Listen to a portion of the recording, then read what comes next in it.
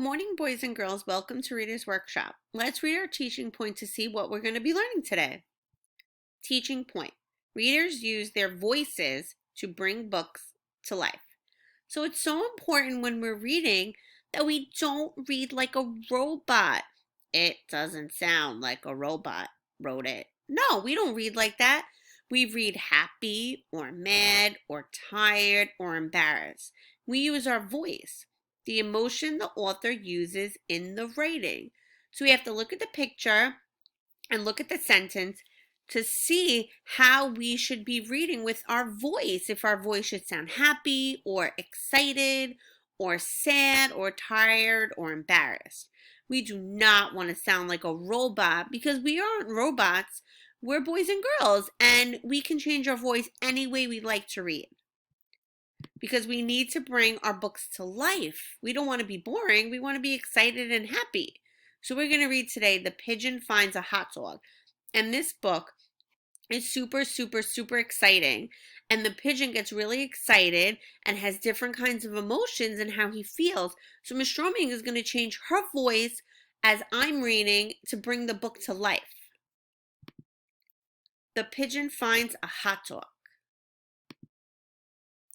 Flap, flap, flap.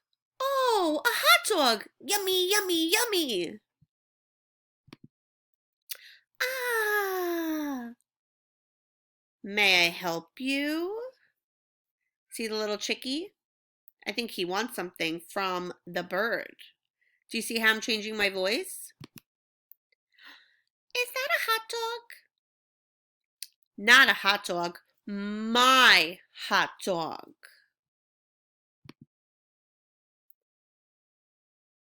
Ah, I have a question. I've never had a hot dog before. What do they taste like? Well, they're a taste sensation. Each morsel is a joy, a celebration in a bun. Do you see how my voice is changing and I'm bringing the book to life? I'm not reading like a robot. If you've never experienced the splendor of a hot dog, you should really wait a second. This hot dog is mine. I found it. Of course. Enjoy. Ah. Would you say that it tastes like chicken?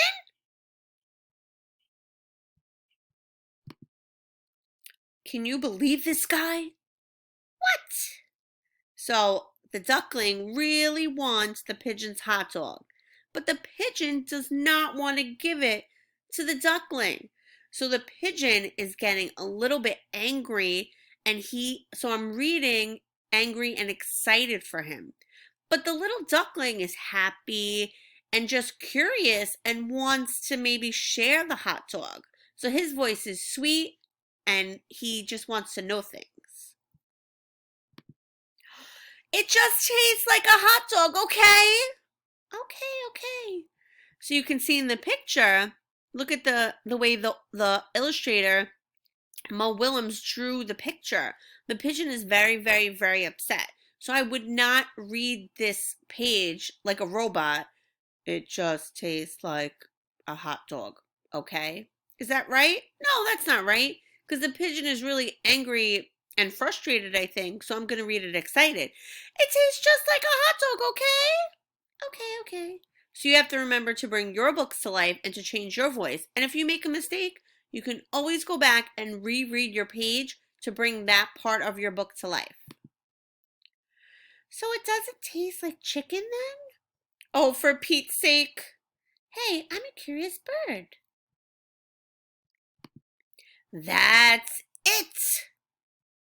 He's very, very upset.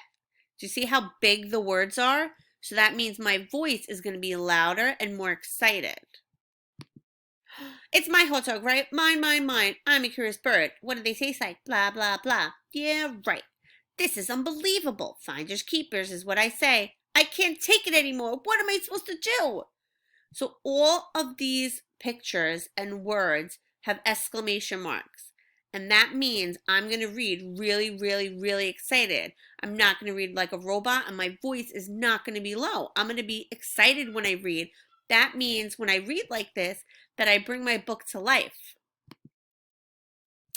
I think I've got an idea. So now the duckling has an idea for the pigeon. What do you think it is? You know, you're a pretty smart fur duckling. Needs mustard. So the duckling had an idea. He wanted to share the hot dog with the pigeon. So he asked all these questions and did all of these things just for the pigeon to share. But in the story, by looking at the picture, I could see that the pigeon was very upset. So I raised my voice and made myself read really loudly. But the duckling wasn't angry or excited like the pigeon. So my voice was softer and squeakier because I think a little duckling would talk squeaky because he's so tiny and cute and little. So your activity today is to record yourself reading a book that you can bring to life. Don't forget to look at the picture to see how the characters in your book are feeling. So you can use our chart voice, the emotion the author uses in the writing. See if your character is happy, then your voice will be happy. If your character is mad, you're going to make your voice sound angry. If your character is tired, you're going to sound tired when you read. If your character is a little bit embarrassed, you're going to sound a little embarrassed. But make sure that you do not sound like this guy. You do not sound like a robot. It doesn't sound like a robot wrote it. Because a robot cannot write books. People write books.